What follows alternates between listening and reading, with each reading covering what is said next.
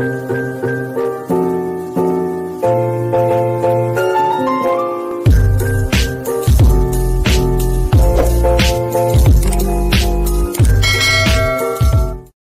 semua, Assalamualaikum warahmatullahi wabarakatuh. Perkenalkan, nama saya Siti Aprilianti Widi dari kelas 12 IPA 3. Di video kali ini saya akan mempresentasikan tentang musik kontemporer.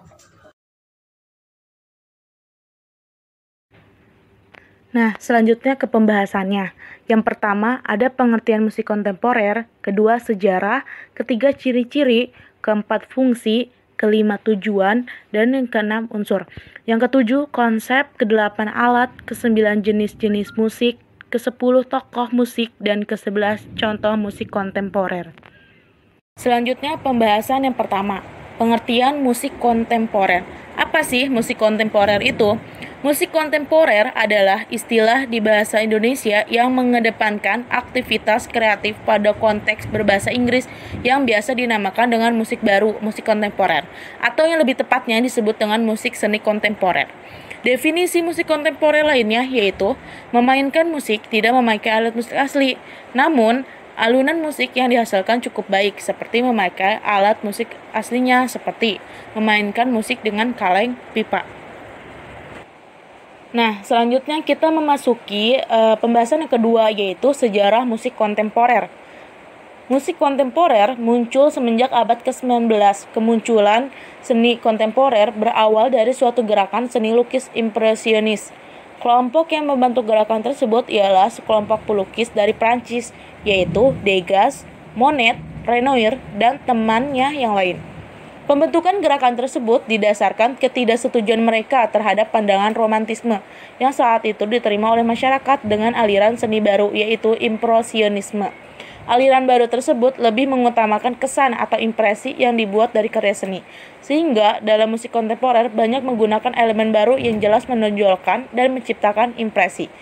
Nah, pada 3 bulan terakhir di abad ke-19, musik orkestrasi dan juga piano mulai menghasilkan suara-suara merdu yang bahannya berasal dari seni sastra dan seni lainnya. Munculnya ritme dan melodi baru yang tidak berasal dari barat, chord dan tangga nada yang baru dan dipakai hingga kini. Musik pada abad ke-20 menunjukkan adanya pengaruh sastra dan seni dalam mekanismenya. Musik saat ini sudah memiliki banyak variasi serta warna musik yang beragam, mulai dari postmodernisasi hingga impresionisme. Selain itu, muncul konsep melodi irama baru, misalnya Stravinsky, Bartók, Koplet, Shostakovich, Prokofiev, Gorecki, dan Barber. Di Indonesia, seni musik kontemporer mempunyai berbagai jenis variasi yang beraneka ragam dan telah ditetapkan serta diakui sebagai suatu gerakan yang besar, sehingga pada tiap tahunnya ada peringatan Pekan Komponis, yaitu bagi para komposer di seluruh Indonesia. Selanjutnya yaitu ciri-ciri musik kontemporer. Yang pertama, warna bunyi bisa sejenis atau bisa berbagai jenis. Yang kedua, memiliki improvisasi yang bervariasi serta mengikuti keinginan dari pemusik. Yang ketiga, notasi musik hanya dapat dimengerti oleh pemusik karena notasinya dituli dengan simbol atau tanda. Dan yang keempat, jenis tangga nada yang dipakai bervariasi. Next, kelima, jenis birama tidak terpaku pada satu birama saja. Yang keenam, bunyi dapat berasal dari sumber yang beragam, bukan hanya dari instrumen musik. Yang ketujuh, dinamik dan tempo bervariasi. Kedelapan, ada perubahan komposisi instrumen.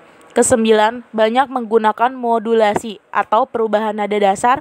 Ke-10, dinamik dan tempo dengan variasi talazim. Dan yang terakhir, harmoni lepas diri dari sistem tonal atau pengelompokan tingkat akor. Pembahasan selanjutnya yaitu fungsi musik kontemporer. Nah, di sini terbagi menjadi dua, yaitu secara umum dan secara khusus. Kita bahas secara umum dulu. Yang pertama ada fungsi religi atau keagamaan. Sama saja dalam dunia seni musik yang mana memiliki fungsi untuk menyebarkan nilai-nilai keagamaan. Yang kedua, fungsi komunikasi, yaitu menggunakan musik untuk mengkomunikasikan gagasannya kepada masyarakat, baik itu berupa ide, kritik sosial, dan lain sebagainya. Yang ketiga ada fungsi pendidikan. Setiap cabang seni memiliki fungsi pendidikannya sendiri.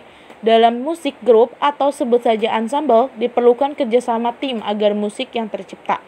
Yang keempat, fungsi artistik adalah fungsi yang ditujukan sebagai media ekspresi seniman dalam menyajikan karyanya. Yang kelima ada fungsi rekreasi atau hiburan, merupakan fungsi yang tidak lepas dari sebuah karya seni pertunjukan. Selanjutnya, fungsi musik kontemporer secara khusus. Yang pertama ada aktualisasi gata bermusik para komponis. Yang kedua, sebagai bentuk ditemukan dan berkembangnya gramatika musik. Dan yang ketiga, mengembangkan jenis musik baru baik yang berakar pada tradisi maupun tidak. Next, ada pembahasan selanjutnya yaitu tujuan musik kontemporer. Tujuan musik kontemporer adalah mencari rangsangan baru untuk mengungkapkan situasi jiwa manusia itu hidup, selalu memperoleh pengalaman budaya baru. Manusia selalu berubah dan selalu menginginkan hidup yang lebih baik. Komponis sebagai manusia pemuka di bidang musik menciptakan komposisi baru untuk mengungkapkan pengalaman budaya manusia sekarang. Pembahasan yang selanjutnya yaitu unsur-unsur musik kontemporer. Secara umum, unsur seni kontemporer tidak jauh beda dengan unsur-unsur seni musik pada umumnya. Nah, ada beberapa unsur musik kontemporer. Yang pertama itu ada harmoni. Dalam seni kontemporer dikenal sebuah istilah polychord, di mana dua kunci nada terdengar pada waktu yang bersamaan. Selain itu, dalam harmoni musik ini menggunakan 4 kunci nada. Musik ini juga menggunakan tone cluster yang dihasilkan dari suara piano. Istilah lain dalam harmoni musik adalah polytonality, yang menggunakan 2 atau lebih kunci nada pada saat yang bersamaan. Nah, yang kedua ada tone color atau warna nada. Yang pertama adalah bahwa terdapat sedikit penekanan pada campuran suara dalam musik ini. Selain itu, pada musik ini perkusi memainkan peran utama. Warna nada yang dimainkan secara individu akan terdengar jelas pada musik ini. Nah, yang ketiga ada melodi. Pengertian melodi sendiri merupakan tingkatan tinggi, rendah, dan panjang pendeknya nada dalam musik. Dalam musik ini, melodi memiliki range yang sangat lebar atau besar, menggunakan 12 nada kromatik tanpa tonal center. Dan yang keempat ada ritme. Ritme merupakan salah satu unsur musik ini yang paling mencolok. Kebanyakan ritme yang digunakan pada musik ini merupakan ritme yang membangkitkan semangat, dorongan, dan kegembiraan. Kelompok ketukan tidak beraturan dikenal istilah polytheme, yaitu menggunakan 2 ritme yang kontras dalam waktu yang bersamaan. Selanjutnya ada konsep musik kontemporer. Puncaknya, karya-karya musik ini tidak lagi menjelaskan ciri-ciri latar belakang tradisi budayanya. Walau sumber tradisi itu masih terasa lekat, sikap dan pemikiran individual landas dalam kreativitas kontemporer. Musik ini cenderung mengubah cara pandang, yang mana telah terkurung standarisasi, seragam, dan bersifat sentral.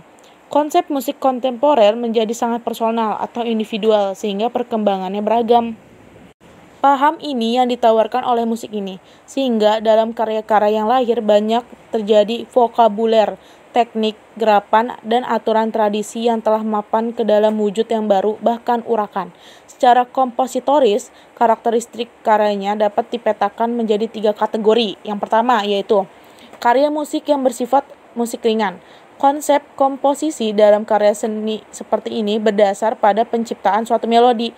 Kemudian, elemen-elemen lainnya berfungsi mengiringi melodi tersebut. Yang kedua yaitu karya musik yang bersifat ilustratif. Konsep komposisinya berusaha menggambarkan sesuatu dari naskah cerita, puisi, dan lain-lain. Dengan demikian, orientasi musiknya lebih tertuju pada penciptaan suasana-suasana yang berdasar pada interpretasi komponisnya. Yang ketiga ada karya musik yang bersifat otonom. Karya musik seperti ini biasanya sangat sulit dipahami oleh orang awam. Selain bentuknya tidak baku, aspek gramatika musiknya sangat berbeda jika dibandingkan dengan karya-karya tradisi.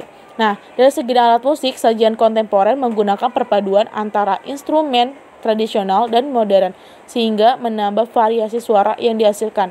Dari segi sikap, penyaji bergerak sesuai alur cerita, seperti jalan, berdiri, dan duduk. Nah, selanjutnya pembahasan alat musik kontemporer. Apa aja sih alat musik kontemporer itu? Nah, yang pertama itu ada piano, kedua biola, kecapi, suling, gelas plastik, gamelan, berbagai macam alat perkusi, angklung, kolintang, sasando, talempong, gitar, dan lain-lain. Nah, ada juga jenis-jenis musik kontemporer. Nah, berikut adalah beberapa jenis musik kontemporer. Yang pertama, musik klasik, musik pop, musik R&B, jazz, rock, dan blues. Nah, selanjutnya ini adalah beberapa tokoh musik kontemporer di dunia dan juga di Indonesia. Selanjutnya ada contoh musik kontemporer. Yang pertama, Tetabuhan Sungut. Yang kedua, Badingkut. Yang ketiga, OAEO. Yang keempat, Filosofi Gang. Dan yang kelima, Body Cak. Dan yang terakhir, kesimpulan. Kesimpulan yang dapat diambil dari isi makalah ini bahwa musik kontemporer adalah musik yang keberadaannya berkaitan erat dengan mengalirnya waktu. Itulah mengapa musik kontemporer sering juga disebut musik garda depan atau avant-garde, karena musik tersebut selalu mengedepankan sebuah era. Musik kontemporer juga lazim menyandang sebuah new music atau musik baru, karena sebagai konsekuensi keberadaannya selalu mengedepankan sebuah era. Musik kontemporer dituntut untuk menghadirkan sesuatu yang baru, sebuah karya musik yang belum pernah diciptakan sebelumnya. Mungkin itu saja yang dapat saya sampaikan, kurang lebihnya mohon maaf. Wassalamualaikum warahmatullahi wabarakatuh.